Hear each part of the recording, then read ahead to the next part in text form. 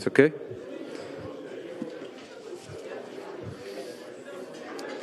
Good afternoon, everybody. Thank you for joining us in this first session, which I hope will not be the siesta session, especially because it will be a particularly challenging session, as we will be only the two of us here in presence with you. There will be the other interventions will be online, but we will try to keep it alive, and we'll try to exchange. Especially, please do not feel frustrated if you cannot express yourself in this first session, this plenary session.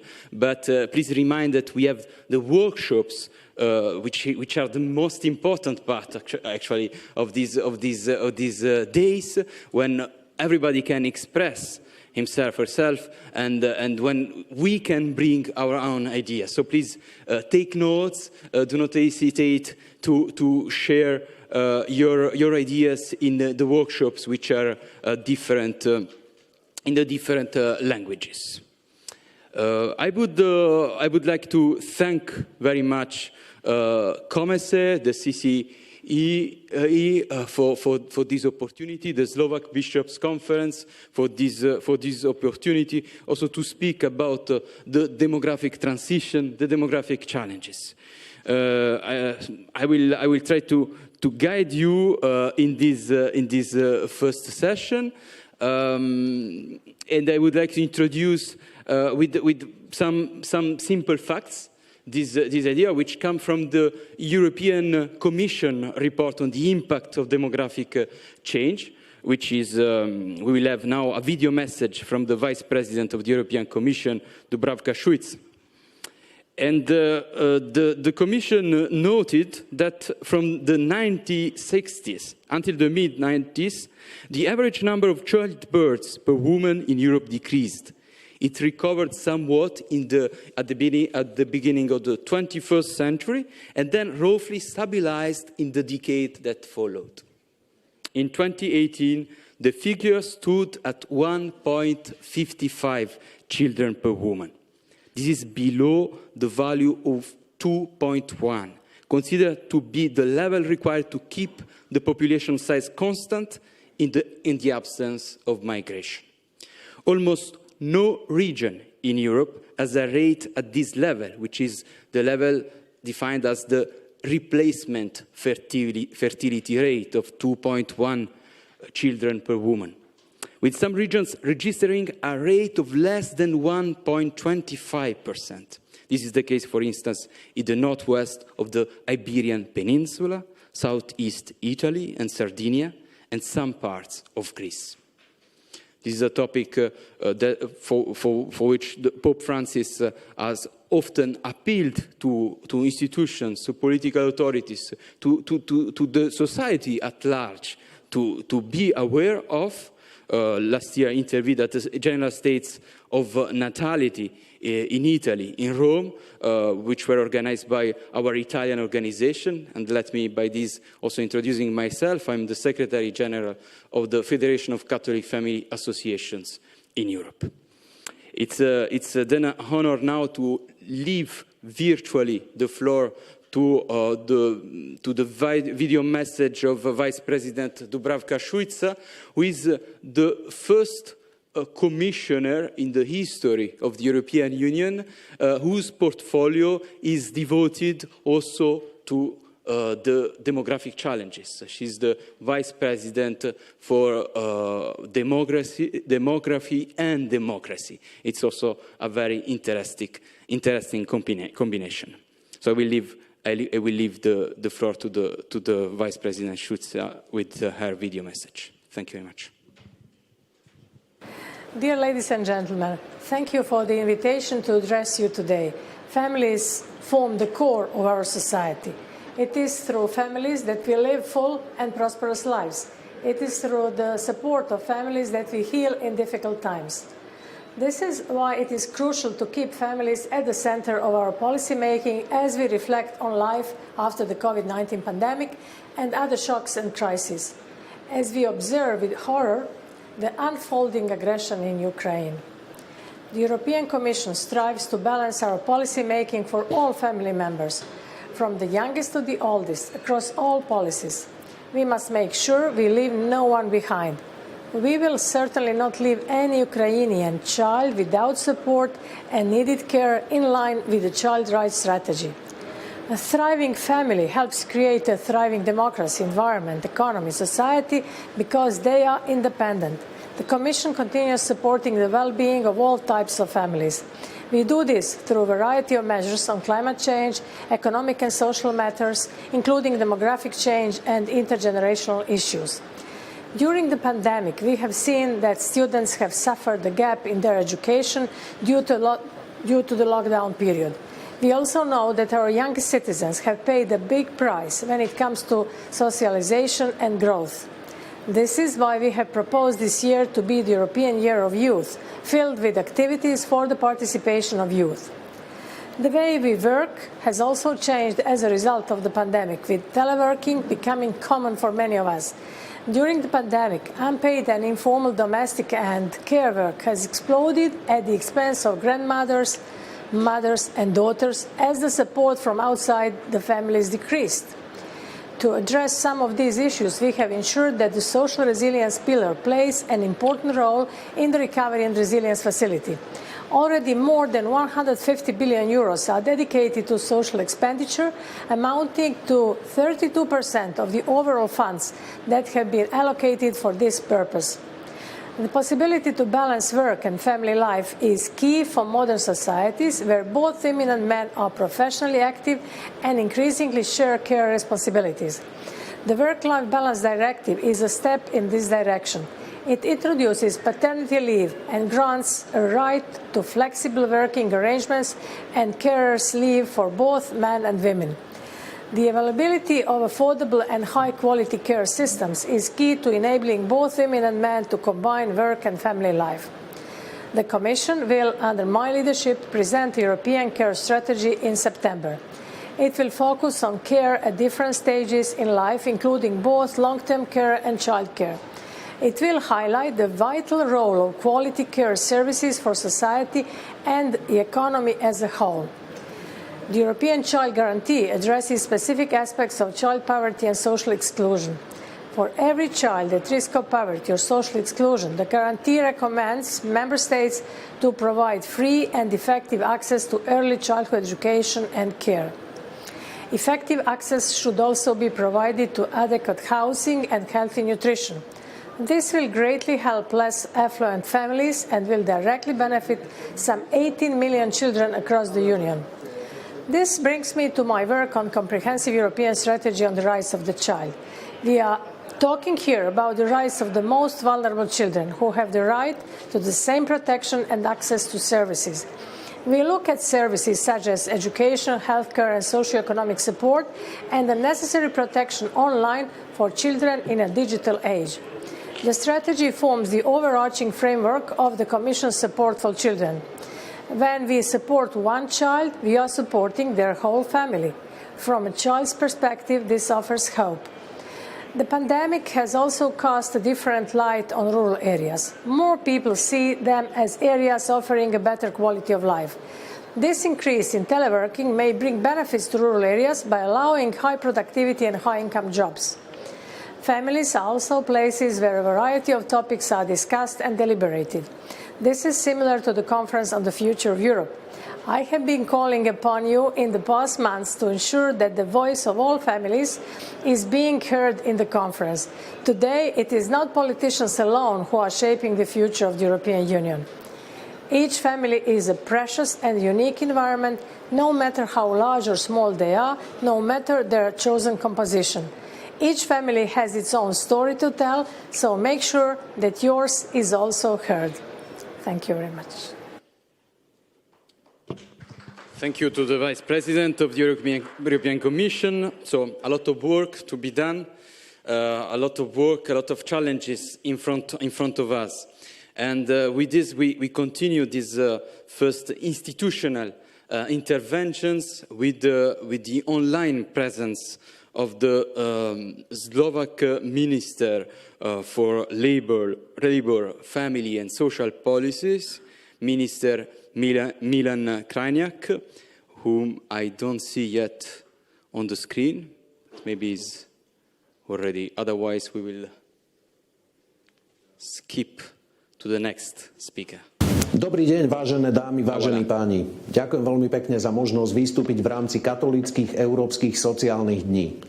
Viem, že oficiálnou témou tejto konferencie je sociálna politika v Európe po pandémii, ale asi všetci spoločne cítime, že situácia sa v posledných týždňoch dramaticky skomplikovala. Dnes sme sa tu už mali naozaj rozprávať o pomoci ľuďom, ktorí trpia následkami dlhého covidu, trpia psychickými problémami, alebo kvôli pandémii prišli o blízkych. Mali sme diskutovať, ako sa naučiť žiť s covidom v jeho súčasnej podobe, pretože dnes už je evidentné, že napriek očkovaniu tu s nami táto choroba ešte nejaký čas ostane. Zároveň sme sa mali sústrediť na ľudí, ktorí kvôli covidu prišli o prácu. Evidujeme množstvo zamestnancov, ktorí sa kvôli zmenám na pracovnom trhu už nemôžu alebo nechcú zamestnať vo svojej pôvodnej profesii. A naopak máme zvýšené nároky na niektoré pracovné pozície.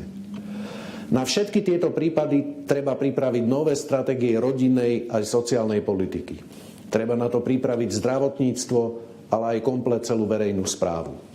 Ide o mimoriadne náročné úlohy, s ktorými sa musíme vyrovnať.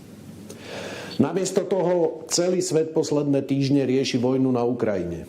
Je to pochopiteľné. Vojna sa odohráva u nášho suseda a bytostne sa dotýka nás všetkých.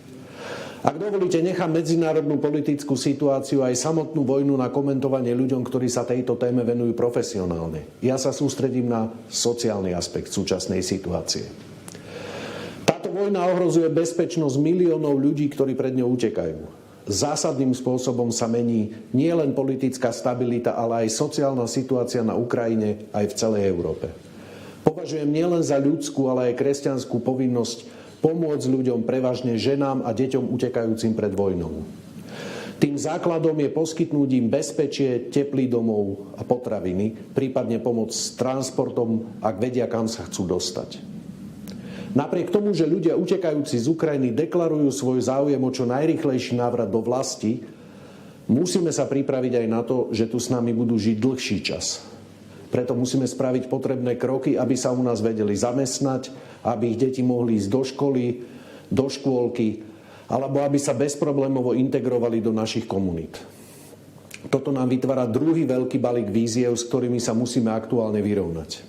Priznám sa, že keď som si tento prejav chystal, tak som mal v pôvodnej verzii použité slovo problém. Ale potom som si uvedomil, že sa na to nechcem takto pozerať a namiesto toho som si definoval niekoľko príležitostí. Ak ich spoločne zvládneme, bude sa nám na Slovensku aj v Európe žiť lepšie. V prvom rade treba oceniť obrovskú súdržnosť, ktorú dnes ľudia na Slovensku aj v celej Európe vyjadrujú pri podpore utečencom z Ukrajiny. Do veľkej miery to pomohlo spojiť rozhadanú spoločnosť a dnes vidíme tisíce dobrovoľníkov spoločne pomáhať ľuďom, ktorí to potrebujú.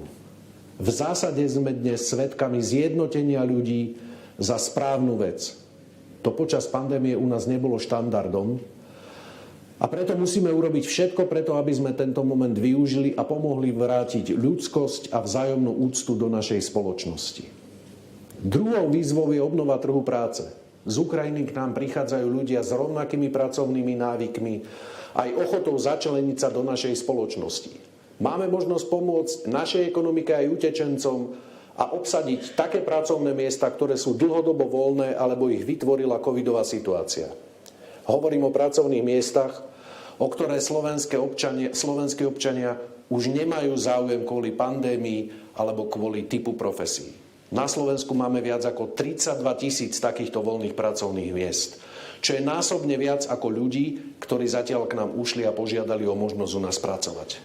Navyše máme v gastrosektore a v cestovnom ruchu ďalších 60 000 voľných pracovných miest sezónneho charakteru. Ak sa nám podarí zladiť covidom zmenené požiadavky trhu práce s možnosťami ľudí, ktorí u nás hľadajú bezpečie, môže to byť win-win situácia pre všetkých. V treťom rade treba vnímať aj demografický problém, ktorý v Európe máme. My sme dlhodobo tvrdili, že demografická kríza sa nedá riešiť neriadenou migráciou z tretích krajín. Toto je ale úplne iný prípad. A ak sa časť z utečencov z Ukrajiny rozhodne po skončení vojny u nás zostať, pracovať a prispieť k rozvoju našej spoločnosti, mali by sme hľadať spôsoby, ako im vyhovieť.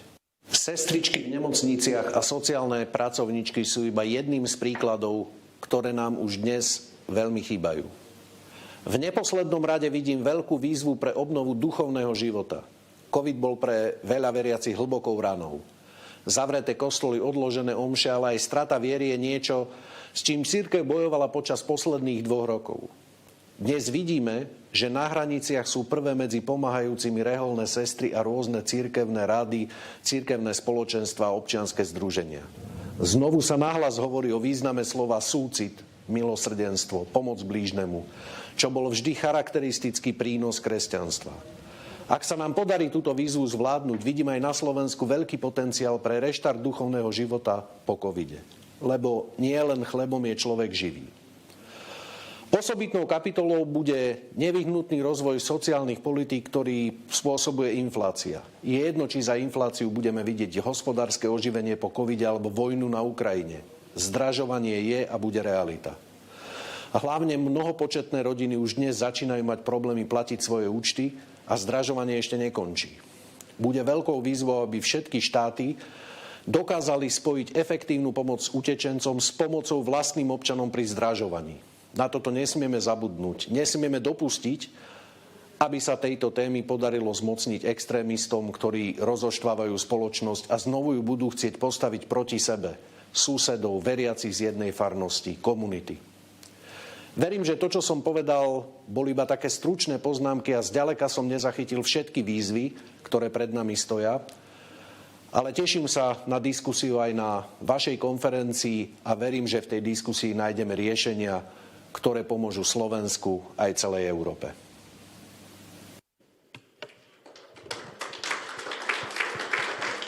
Thank you. Many thanks to Minister Krajniak. I take away from this intervention the word opportunities in the plural form.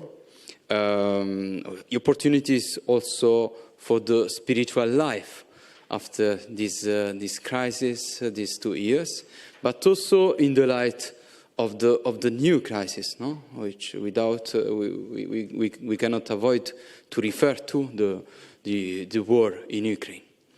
That's why I think an occasion like the social days, European social days, is a precious moment where to meet each other in person, where to exchange, especially after all this period, we wouldn't able to do so. With these words, I'm very happy to give the floor to the panelist who is here present with us, Meisa. Meisa Daino is a board member of Caritas Finland. She will highlight the rural-urban divide, which is one of the most important aspects of the demographic challenges, of the demographic transitions. These differences between the rural areas and the urban areas. Meisa is a pharmacist by profession. She comes from North Iraq, and she's in Finland since when she was 12 years old. So she's bringing us a very interesting perspective from Finland, from a northern country with her rich personal background. Thank you very much, Meisa. Thank you, Nicola, for the introduction. Good afternoon, dear fathers, brothers, and sisters. So, before I go to the main subject, the rural-urban divide, allow me to introduce to you first the Catholic Church in Finland and also Caritas Finland.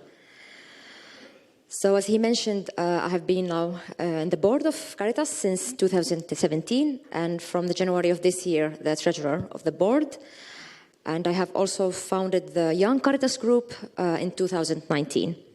And by profession, yes, I'm a chemist and pharmacist and working in the healthcare sector for the last 10 years. So our church is known as Immigrant Church of Finland because the main church is the Lutheran, and we have only one diocese, Diocese of Helsinki. So we are talking about small-scale church or diocese, and also small-scale Caritas.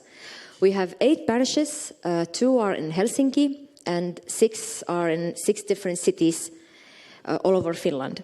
So every parish has many small diaspora areas that they serve, and we have found out that the diaspora areas have very limited church life, which is also a problem that we will go through it. We have 28 priests for now, and Bishop Emeritus Teemu Sippo, and still waiting for a new bishop. So about Caritas Finland, we have also only one main office in Helsinki, 4 employees, and our Secretary General is Larissa Frans Koivisto, plus the board and about 50 volunteers. And we have about 300 members, so also a small-scale Caritas organization. Before going further, I will tell you about our migrant church, that over half of the Catholics we have, they are from immigrant backgrounds. So like 55% of the Catholics, registered Catholics in Finland, they speak foreign language. And about only 40% speaks Finnish, or they're native Finnish, and 4 to 5% speak Swedish. Yes. So the demographic transition and family life in Finland, so it's a welfare state, as maybe you know, and our society model in Finland is like a 2-employee model. And every family with small children, they have the right for the daycare. We have also unified school system and compulsory education until the age of 18. In 2021, about 500,000 of Finland's population, so about 7.5%, are foreign speakers. And registered Catholics, we have until now about 16,000 Catholics, and we believe that half more of the amount they are unregistered for different reasons. And the working age is really aging all the time, as it's, I think, in the whole Europe. And we are in desperate need for new workforce, and also, unfortunately, the working life is so polarized in Finland already. So I would say, like, bad jobs or low-paid jobs are kept for the migrants or for the people with very low language skills. And in worst case, it might cause human trafficking and modern slavery, which we are in Caritas Finland focusing on it to prevent this kind of worst scenario. So, as I said before, that we are a migrant church, and over the half of the Catholics are from immigrant backgrounds. They are also the active ones, or the active church attenders, the first generation of the immigrant families and people. And usually when an immigrant or refugee ends up to Finland, they are really, in the first years, placed on the rural areas or small municipalities, which there's no Catholic church, so they are these diaspora areas, and they have really limited church life. And this has affected, for example, the growing children, or the nowadays young Catholic adults, when they will have active church life.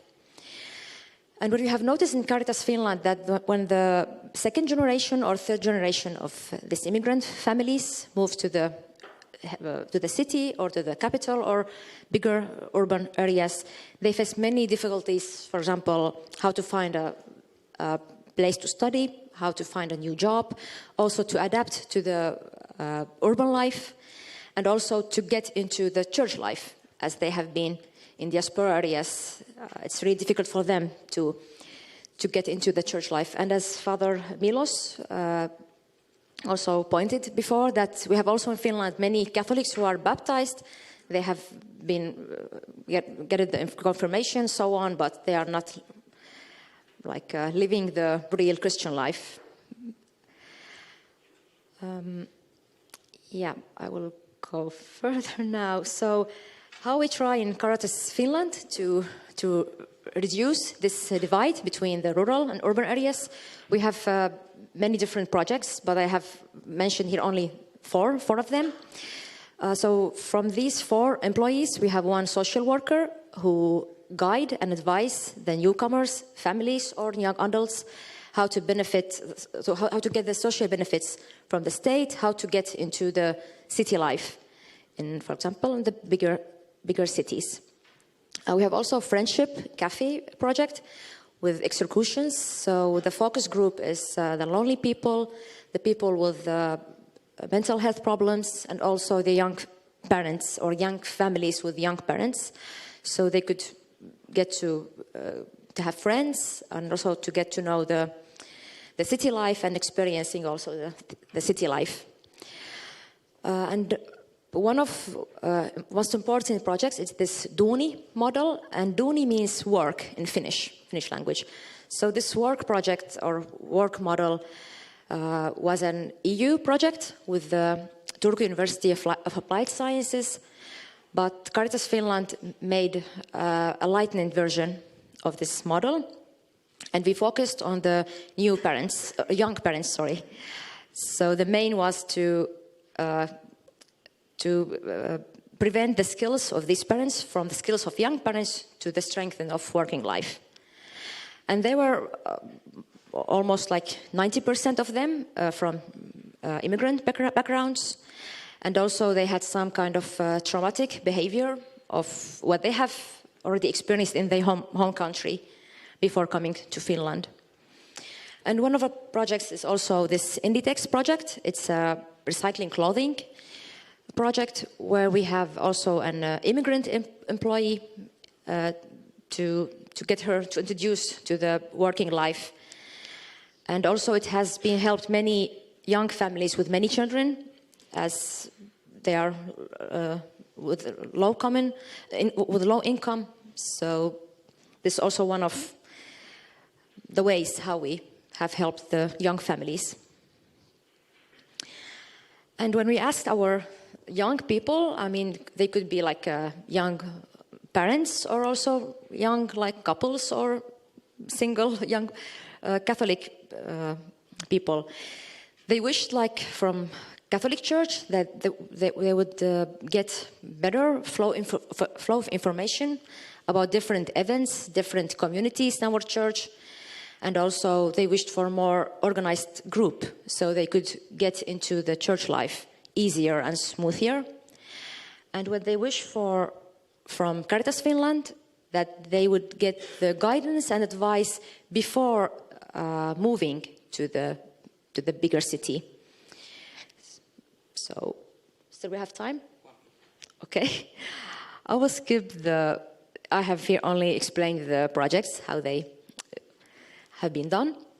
So as conclusion, as Caritas Finland, we are supporting the young newcomers as young parents or young adults to the urban areas, like through the different projects and activities. Also, we are trying to strengthen our cooperation with the Catholic parishes so we would know how to get them into the active church life easier. And our young Caritas Finland, it's very small and young group, only of 20 volunteers, but our main focus was to bring social awareness. For example, we have this waste food distribution twice a month, and the aim of the project is to minimize the waste and also to utilize the surplus food to benefit people and to benefit families. And usually we have 30 families who benefit from this waste food distribution.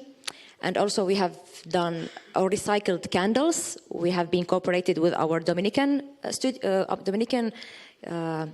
culture center, Studium Catholicum in Finland, by collecting all the remains of the candles from the churches and recycling them, also in recycled jars.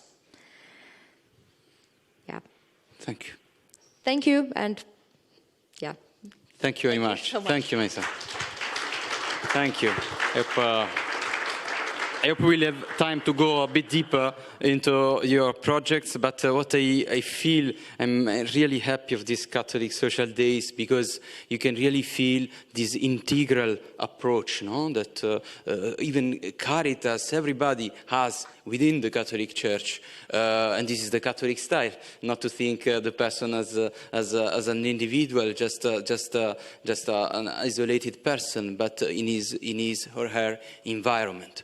And this is what you are doing on the ground. I say that because from a Brussels perspective, sometimes we have the tendency to be isolated in our own fields of competencies because of the European Commissions, the European institutions are like that. But when you go on the ground, you can see that really there is this integral approach, working with real people.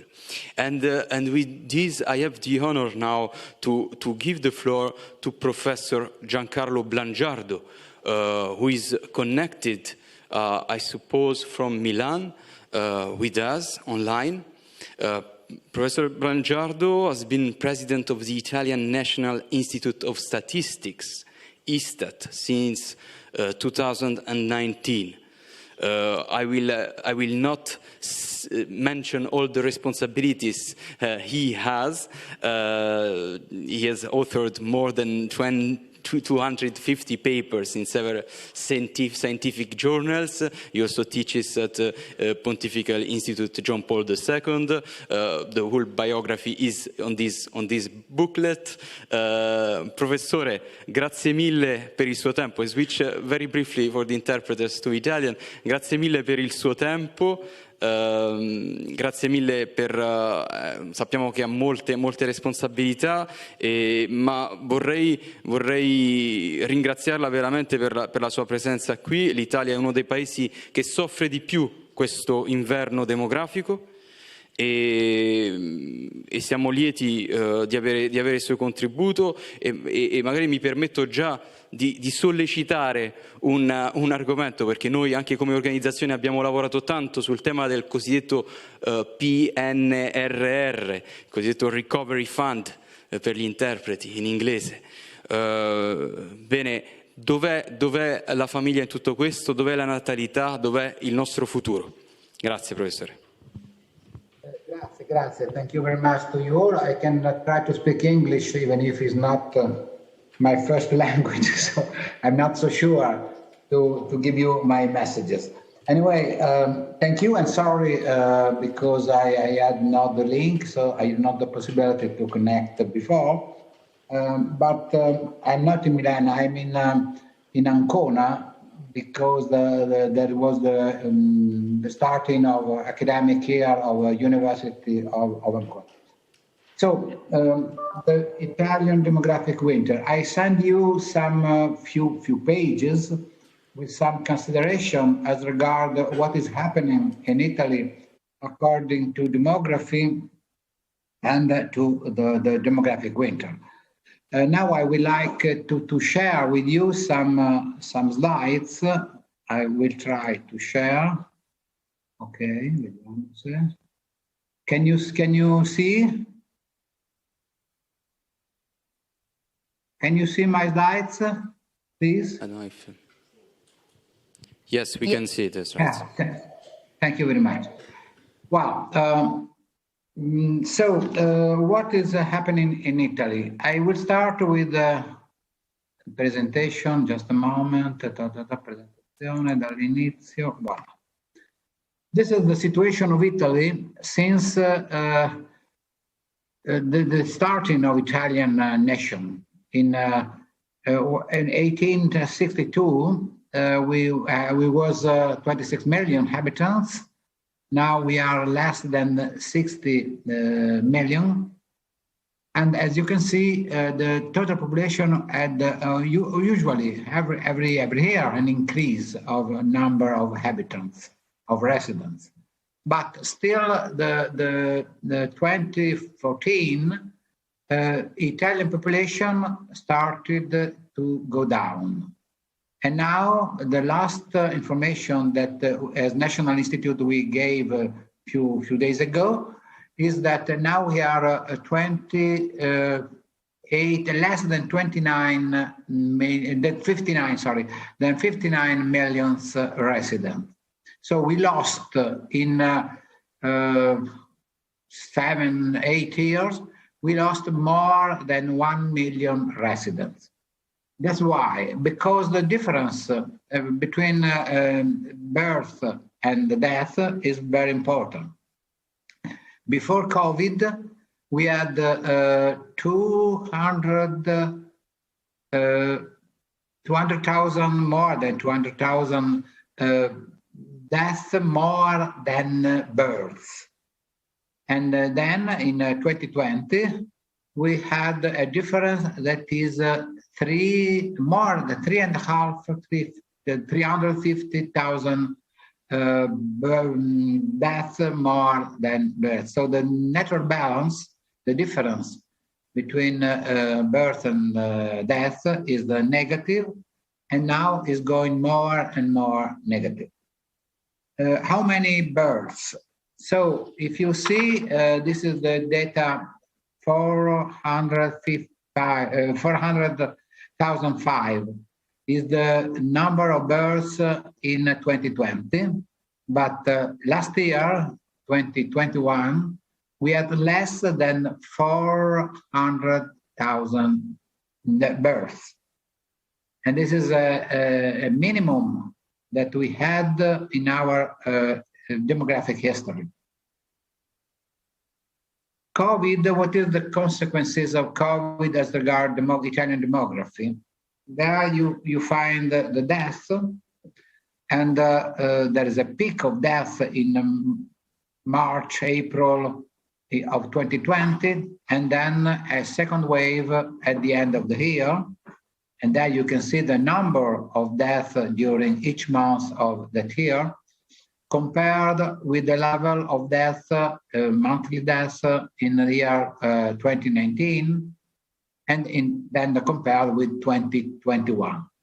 So you see that really the very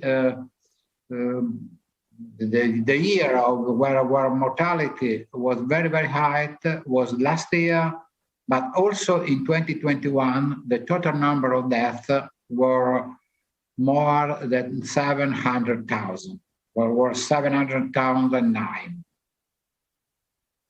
As regard birth, there you see that the consequences of COVID on births started at the end of year 2020, because in December, November, and especially in December of 2020, we had a number of births that was, you can see on the right, less 10% compared with the similar value of the previous year. And also in January 21, we had less 37.37. Also in February, exception was in March, but because people hoped that after the first wave all was finished, but we have seen that is not so. And then we continue with a continuous reduction on number of births. So at the end of the year, we had 399,000 births in all the country.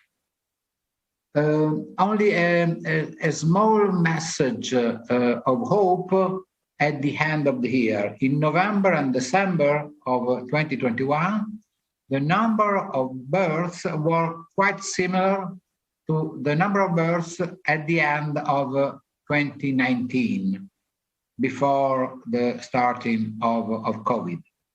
So we hope that some initiatives as regard the universal contribution to families that have children, that started during the 21 last year, this and some other starting initiatives to support births and family with births, couple for births.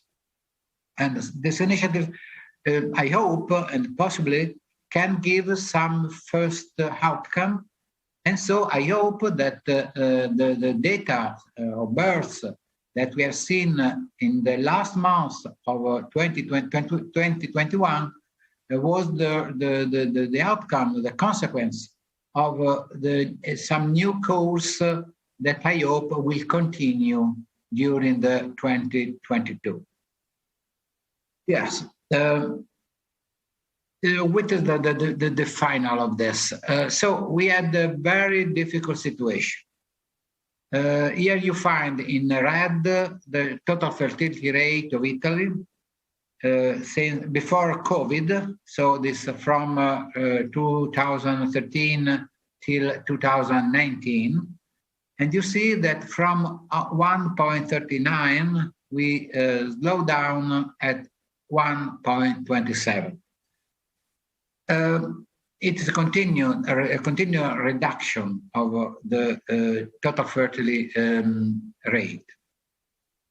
From the other side, we can see if we consider the statistics coming from Eurostat, for example, that some European countries, and here we have some important examples, Germany, Hungary, Poland, Romania, Slovakia, had some effect of increase of total fertility rate according to some activities that was a support for families to have children. And so my hope, a general hope, I think, is that we can reverse the trend and we can as some other countries have done, we can obtain some outcome if we will be able to introduce a new a normative, but also a new culture, because it's very important to disseminate a culture of an investment in a human capital and to help families that would like to have more children, to give them the possibility to have them. I think that this is possible.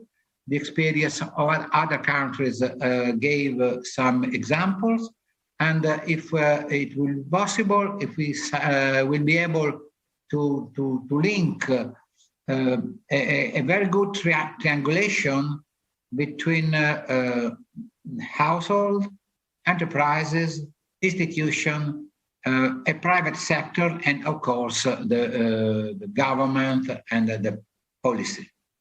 So a link of norms and culture, I hope that will give us the possibility to grow with births almost over 500,000 births every year. This is the Italian situation, and this is I hope, a new course, and hope to continue in this kind of new course. Thank you for your attention. Grazie mille. Thank you, Professor. What I take from your intervention to support a culture of investment in human capital. This is fundamental, I think. Just as a reminder, repetita iuvant, the total fertility rate, the replacement total fertility rate is 2.1.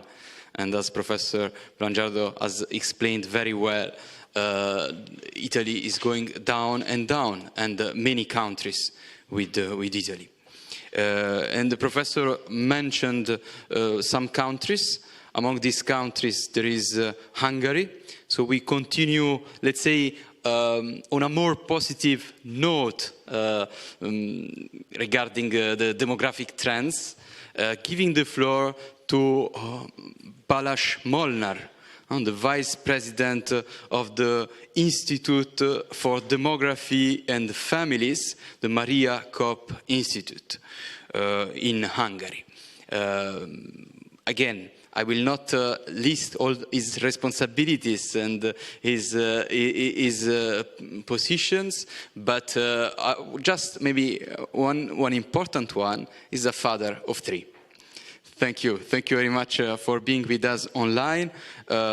We look forward to listening your perspective from Hungary, what has been done in this last decade, I would say. Thank you very much indeed, Nicola, for your kind introduction. I am truly sorry that I cannot be with you in person in beautiful Bratislava, but I will nevertheless try to say a couple of words about what we are trying to do here in Hungary and why we believe that this is truly important, that we encourage young Europeans to have as many children as they wish. As we all know that young Europeans in childbearing ages would wish to have more children than they, at the end of their fertile ages, will get. So I can very much only reiterate what my knowledgeable colleague just have said from Italy. But I will try to move my presentation. Yes, it seems to work. So there is a demographic winter in Europe, we all know, but we do not speak too much about it. So let me, in a very short manner, try to say a couple of words about that. Because demographic winter is an issue, because there is no single member state, indeed, in the European Union, who would reach the 2.1, the famous 2.1 total fertility rate that would be enough for the renewal of our population without migration. And this has very problematic effects, not just demographic ones, but also on economical, political, and so to say relevance-based problem, as the population of Europe used to be much, much higher. In the 60s, every European or every citizen of the world was, out of them, 20% was European. Currently it is around 10, and the projections are not very happy, so to say. Until 2070 we would only be accounting for 6% of the population, and this is exactly the same with our economic strength, whereby in 2008 we've been accounting for roughly 30% of the global economy, global GDP. It was already only 16% in 2014, and since that Brexit has happened, and of course repeating crises. So yes, there is an aging problem, there is a sustainability problem, there is a healthcare problem, and there is a workforce problem. So we have to address the demographic challenges of the European Union and of the European member states, which currently practically all of us face, maybe in a different magnitude. I will talk about Hungary, but certainly it is a problem everywhere. But it looks like that the children are invisible. There is only an adults-only culture present in Europe. The demographic challenges are certainly not the ones we do talk enough about in the mainstream European discussions. It looks like that, unfortunately, parents are only seen as workforce, missing out from the career. Motherhood and child rearing is not at all valued as something per se, but something which would per se be a positivity to the entire communities, to the entire societies. There are constant charges against the traditional family, which is truly the basic building block of any society. And there is, of course, the relativization of marriage, the traditional marriage between one woman and one man, but there is a constant push for the same-sex marriage. I believe this is a paradox on itself. And then, of course, churches representing eternal values are very much condemned. And we unfortunately already see that some do give in this respect. And it's not only the traditional marriage, for example, that they are representing and supporting. And of course, again, a big paradox. How come, or how is it possible that abortion is seen by the mainstream media and many political actors is the peak of the women's rights? And of course, let's face reality. This is the old age dependency ratio, practically meaning that what is the percentage of elderly over 65 in the percentage of the workforce. So those between 15 and 64. This is indeed a growing number, and the growth continues as if we take the projections until 2050, 2070. So it will be more and more elderly to be taken care by less and less in the active workforce. The same for the EU 2017, 27 member states and our own country, Hungary, as well. And then this is, I wanted to bring in this slide, this is the culture of loneliness. The blue column, the first one, is practically widowers. So single adults or those who never been married, but of course many of them were married. But of course, as we all know, that usually women are the ones who live longer. There is a very large proportion of widowers, for example, or those who are older, elderly, and live practically alone. And of course, in that sense, we can see that it is at least 25 to 30% in most of the European member states. So this is again a question where we do have to be very active to address the problem of loneliness. And then I would also like to draw attention to a European phenomenon. Practically, it is a global phenomenon. We did a research in 10 European member states asking large families about their attitudes towards the environment. And we did that in Hungary as in a representative research, and we did that in Hungary among those living with large families. And we asked them whether they agree with the statement that due to the impending climate catastrophe, it's not worth giving birth to a child. And it's very nice to see that the large families, practically 9 out of 10 do not agree with this statement, and 7 out of 10 in Hungary in general and in Europe among the large families, out of 10, 7% do not agree with this. But this is something which is indeed a threat to the young generation in their childbearing ages, as they are there are voices, unfortunately also celebrities, bombarding them with this idea that you should not have children, you should not have large family, you should not have more children, because that would be a problem for the environment, whereby we all know that this statement is false. And it is also very dangerous, because we have many people in Europe and in the modern world who believe that they have a good life, an ideal life without children. That is up to their decision, but they should not try to put that in some sort of a green camouflage and say that they decided so because they don't want to have a burden by these babies on the environment. And then a couple of words about what we believe in Hungary can be a successful demographic policies, and afterwards I will talk about in a very fast manner about the most significant data underpinning this.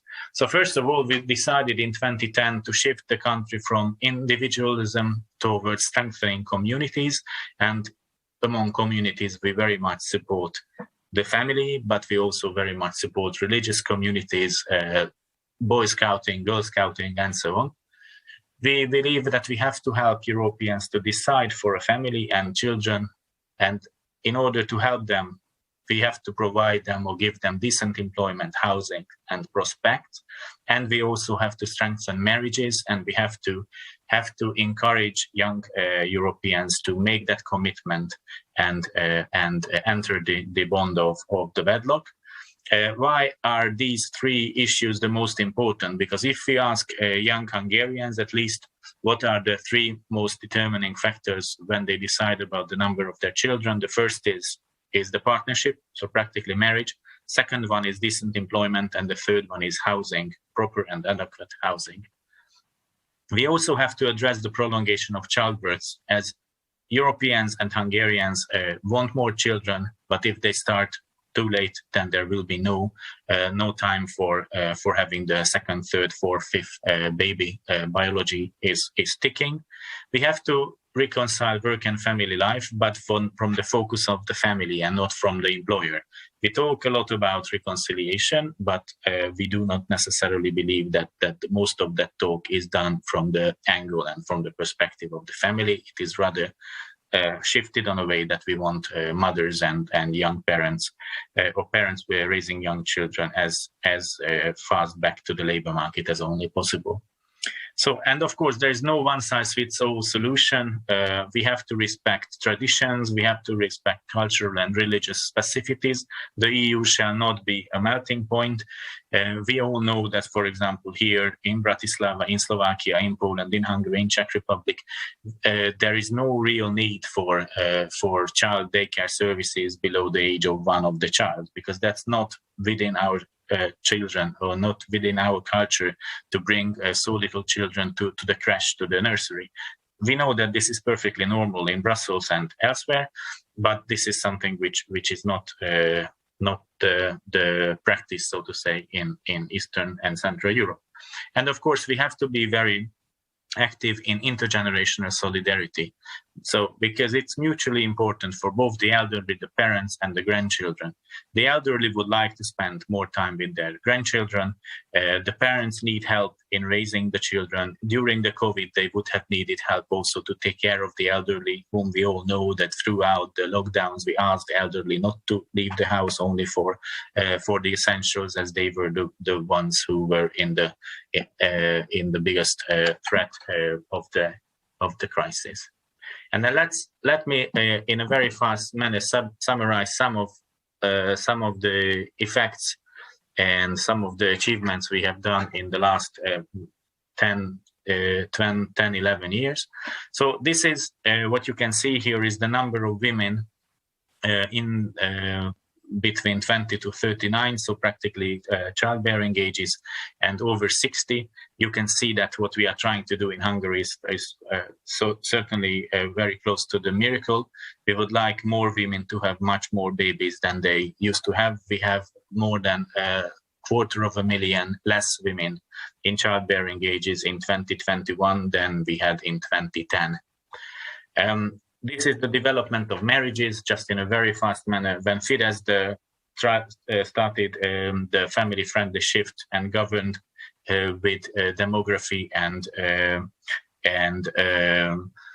helping families on their flag, so to say, we had 35,000 marriages.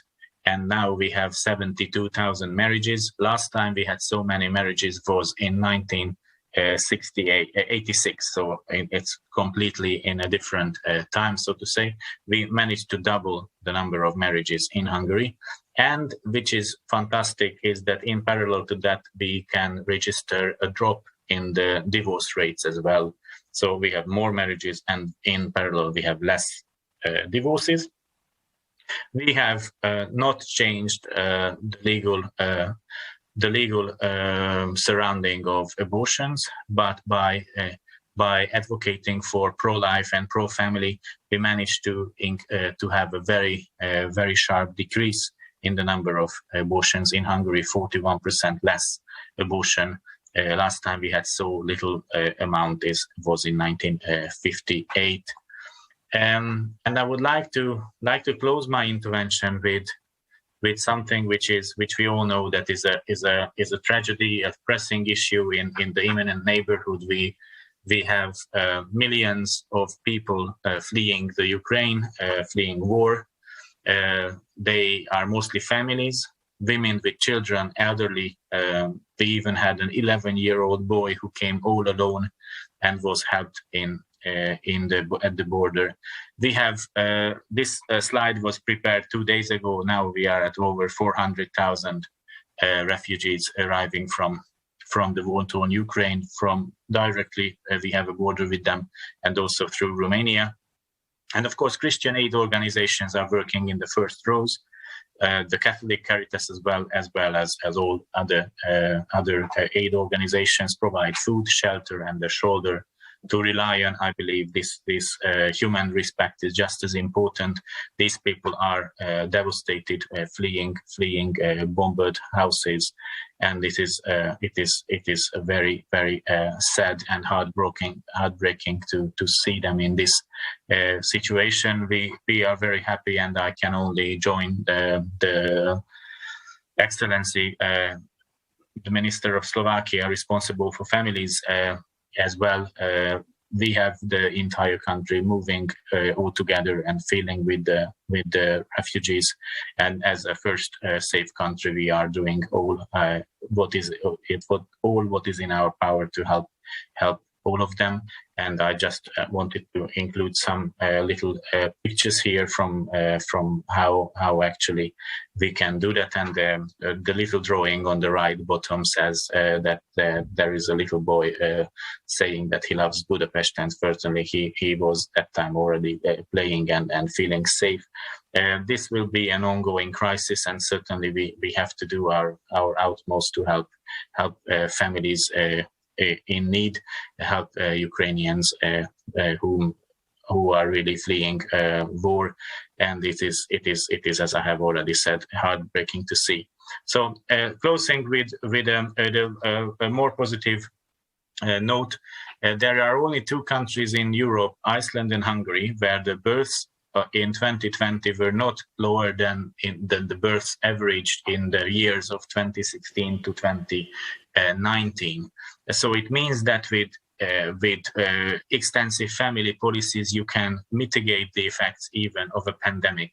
So we will continue like that. We hope that at the elections in next month, this Christian Democratic government will receive the possibility to continue, and we would certainly like to continue with trying to reach replacement level in Hungary. The aim is to reach 2.1 fertility rate until 2030. Thank you very much, Nicola. Thank you very much for the attention, and of course, I'm very happy to join the discussion later on. Thank you. Thank you for this intervention. Thank you.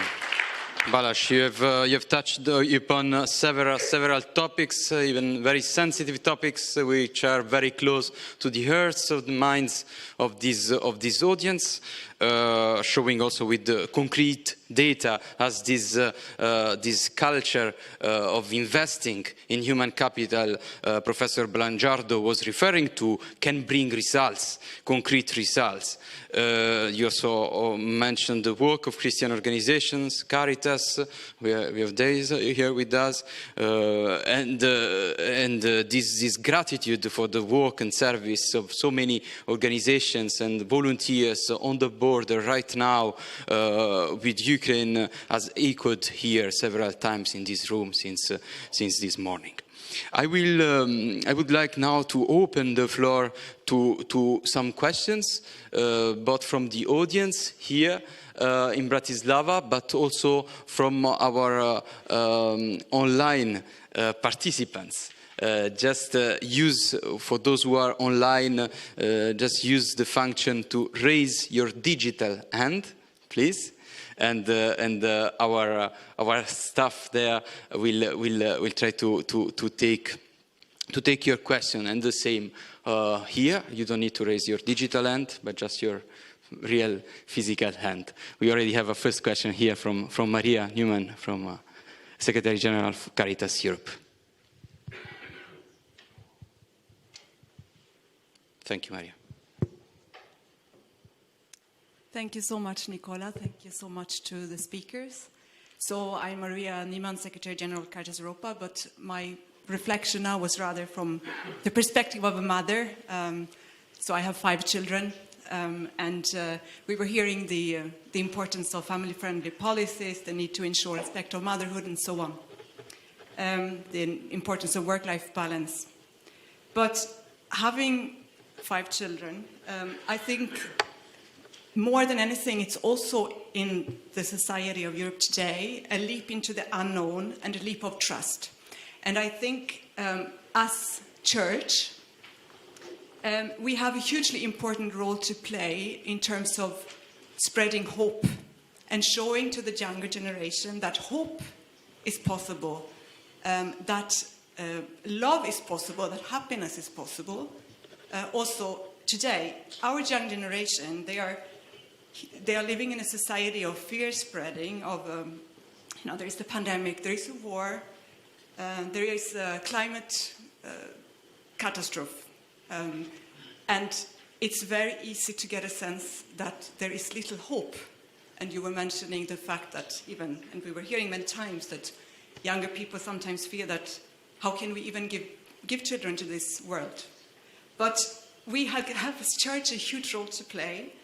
Christ is risen, and hope is possible. And I think we have to come across with this message as well. Yeah, the policies are really important, but we have to show the young generation that there are reasons to believe in love, and that there are reasons to hope, and that you can be happy, that happiness is possible with quite little.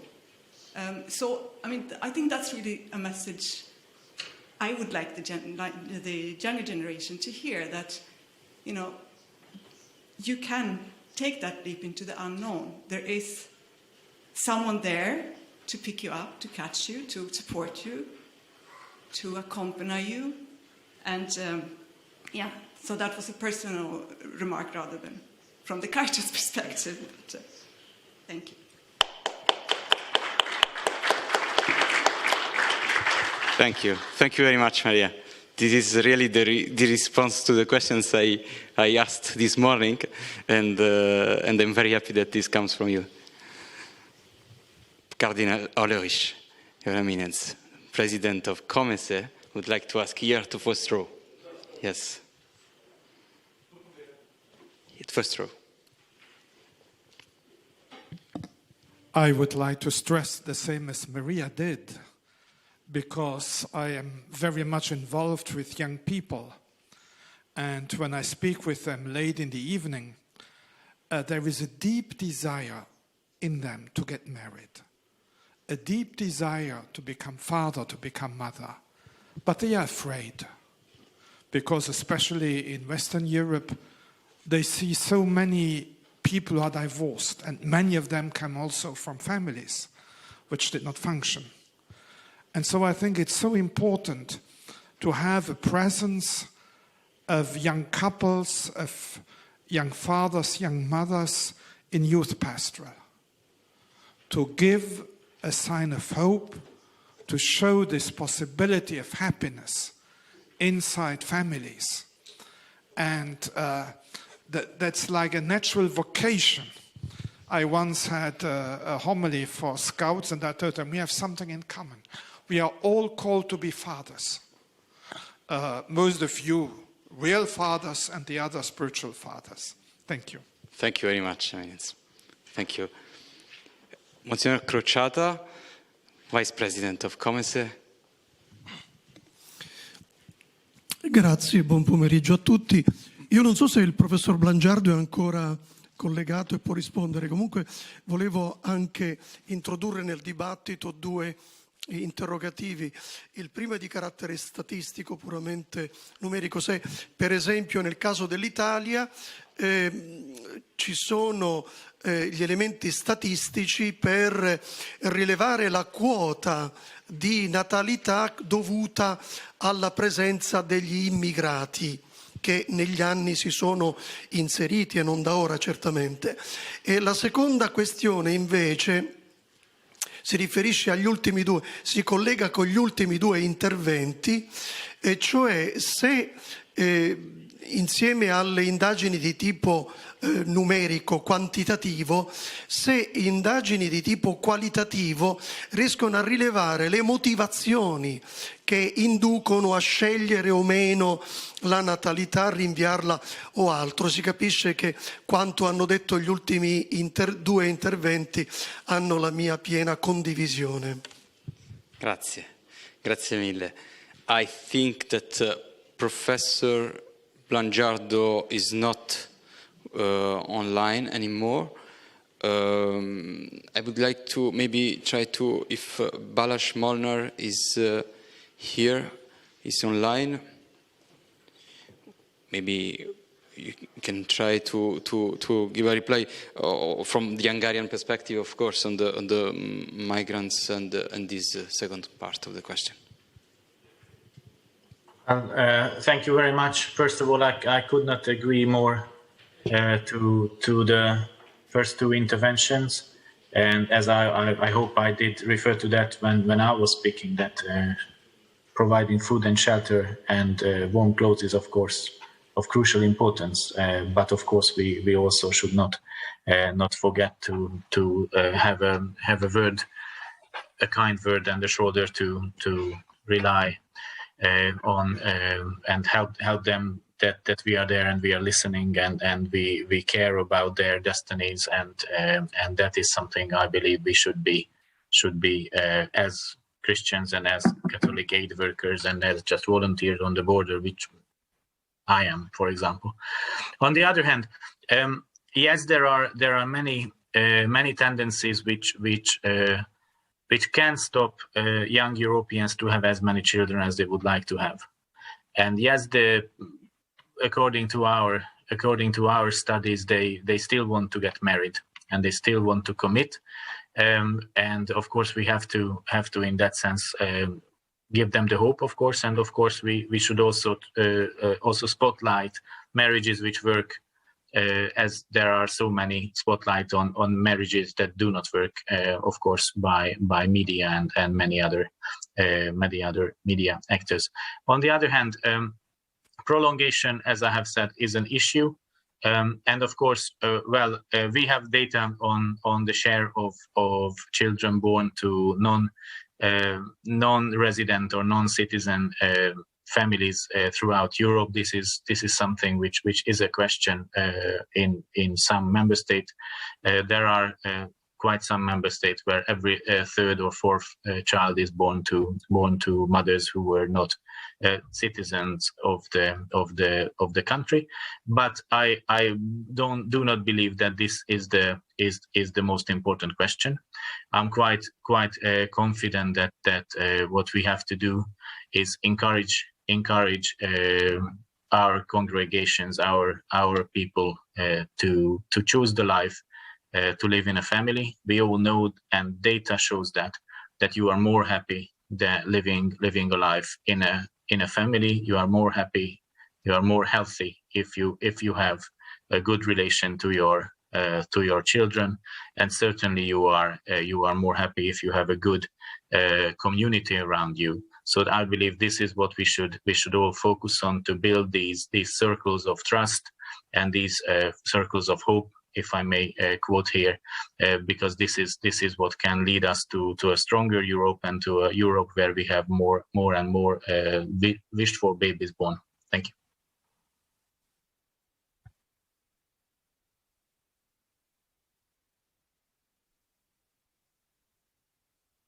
Blessed in Finland that we have many small communities, for example, from Italy, Spain, who are going to the diaspora areas and trying to give the hope for the new families and to tell them that having children is not a problem. Actually, it could be a bliss. And via Caritas, different projects, we also try to give them the self-confidence about that you can still follow your dream in a working life or to study more, even if you have children. So I really relate with these. Thank you. The small communities where people are can help each other. I see a raised hands online from Bishop Nicholas Hudson. I think it's connected from London. Thank you. Thank you very much, and thank you for most stimulating presentations. We've heard reference to the cohesion between EU member states in their universal welcome to refugees. And the response has been so impressive to hear the last speaker say that just in the last 2 days, Hungary has seen the number of refugees rise by 120,000. And it's truly marvellous and deeply Christian in its response. But I wonder, does the speaker think that that cohesion risks being threatened once the number of refugees begins radically to exceed the number of jobs available, the amount of housing possible, and countries of welcome begin to seek to pass on some of their refugees onto third countries. Balázs, I think this is for you. Well, yes, what is currently happening is that there is a relatively small number of Ukrainians who tend to stay in the territory of Hungary longer. We have a relatively large ethnic minority, Hungarian ethnic minority in the Ukraine. I believe that they are roughly 150, 200,000. They are probably the first group who would consider to stay longer in Hungary. And of course, well, our job currently and now is, as this being still a relatively new war and new conflict, to help everyone to enter, to give the first aid, so to say, and help anyone who wishes to stay, and of course help also those with travel documents and with shelter for a couple of days, train tickets and whatever transportation, if they would wish to join family members or groups elsewhere. What we certainly know is that the largest proportion of those arriving to Hungary, of Ukrainians, are on their way to either communities in Western Europe, Ukrainian communities. Some of them are picked up by family members. They are already waiting in the first safe spot in Eastern Hungary. And many do start the journey towards Poland. I am a bit at this point, we are not afraid that the help of either the communities or the individuals would not last long enough. We, of course, can't predict how long this terrible war will go on, and as we all know, with all these crises, if it lasts very long, it certainly can result in the drop of the willingness to help. But at this point, what we see is there's a tremendous response from everyone, from local communities, from volunteers, from aid organizations, from government organizations, authorities, practically everyone. So I very much hope that this lasts. All I can say from our office, or for example, we live in a small settlement just next to Budapest. Here has been ongoing efforts to help where we can. We have refugees in the next village. From the first little things, if they ask for something, it's immediately is provided by someone, a trolley, a baby seat, or anything. I hope that this will last. Of course, I will be short. If we continue with numbers like this, our estimations are that the next week or next 2 weeks, we certainly can see very, very high numbers, and Hungary is currently preparing to upscale the efforts if needed. We hope it will not be. Thank you. Thank you very much. We have another question from the audience here, I think. Yes, I cannot see.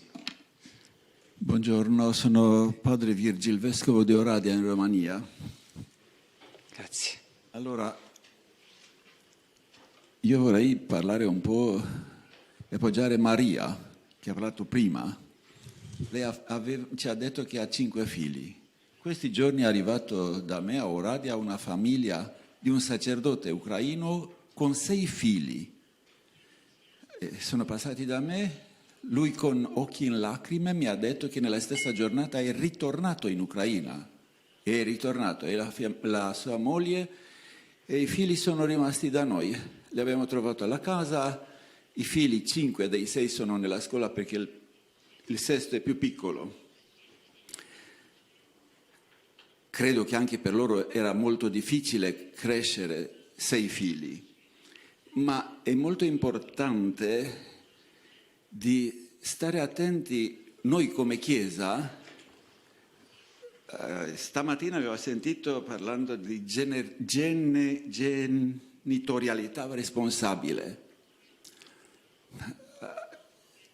Stiamo cambiando anche la paradigma del discorso. perché fino a qualche tempo fa parlavamo di paternità e maternità responsabile, e proprio in rapporto a questa guerra dell'Ucraina e la genitorialità responsabile nei paesi nordici è genitore 1 e genitore 2. Ma adesso in Ucraina le donne possono andare con i figli, gli uomini devono rimanere.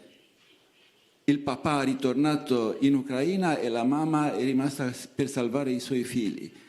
Se non stiamo attenti nella Chiesa di non introdurre certe cose, perché questa genitorialità responsabile tende ad andare verso questa tendenza dell'ideologia del genere.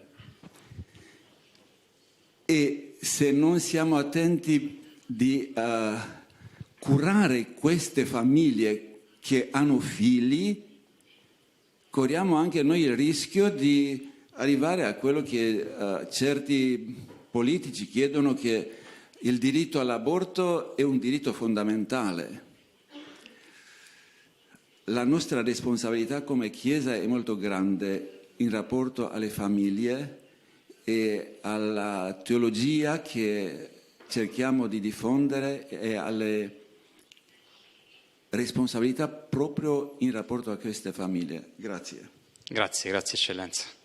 Grazie mille. We have another question from an online participant, Ernesta Karnailaite from Caritas Lithuania. If she... Hello everyone. Yes. Thank you very much for really interesting thoughts and ideas and experiences you shared here live in this session. I was thinking, looking to the prospect of Lithuania, what we have is that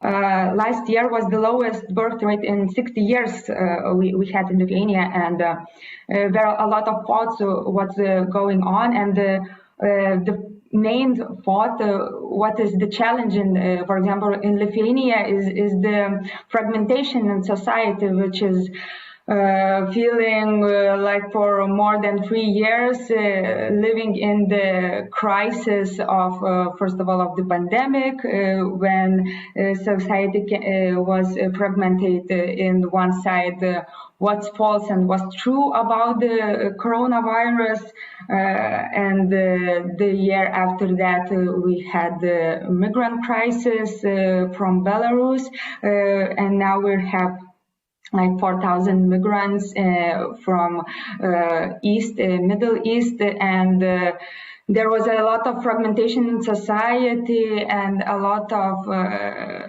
uncertainty because nobody know why are they coming, nobody knew with what purpose do we want to come to society, and a lot of was shaken by the government, which was at first not threatening, but telling that it's that the situation in Lithuania is quite dangerous, comparing what we have in our neighbors, and now we have the Ukraine, which is really near us, and a lot of Lithuanians relive the experiences we have not so many years ago.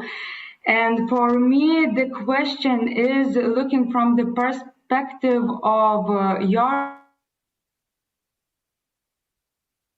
nations, of your countries, what could you say could be the glue in the society? Because at the moment, I could say that fraternity and solidarity in Lithuania is number one thing, just because we can have the weapon in our hands. So Lithuanians, when we get solidarity with each other and helps Ukrainians as much as we can, and the brothers, of course, from the east coming from Belarus. So yes, for me the question in this kind of situation, not exactly the same in your societies, of course, but what could you share would be the glue in your societies? Well, I think your question is how to respond to the you're referring to the demographic challenges, isn't it? Because the connection was interrupted. Yes, of course. Okay. Well, I would like to maybe Balázs Molnár, if we would like to very briefly, because we have only 5 minutes. Tell me when to stop. Very shortly. I believe that that currently the biggest challenge is, if we talk about the demographic situation, is that we have to show that having a family is a very valuable thing, and not just for you, but it is also very good for you, as I have said, it's proven.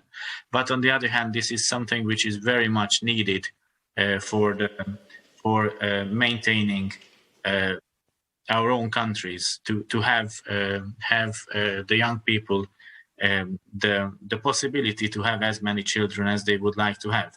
There is a big fertility gap in every of our countries. So and then the last way is that we should try to encourage our young people to get married, to opt for children, try to show them in a very positive way that this is fun to live with children, that and of course we are trying to uplift their financial situation as well, to show that actually this is good to live in families.